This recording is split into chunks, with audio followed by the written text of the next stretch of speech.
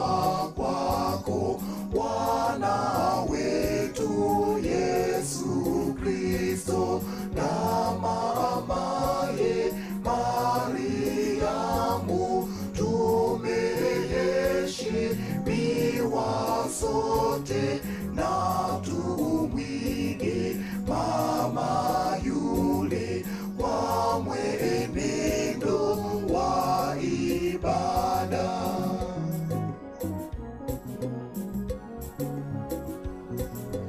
Roho zetu ziwe safi, na mawazo yetu mema, na maneno na matendo yawe mfano wa watoto, ili walelewe vema tangu mwanzo wa maisha.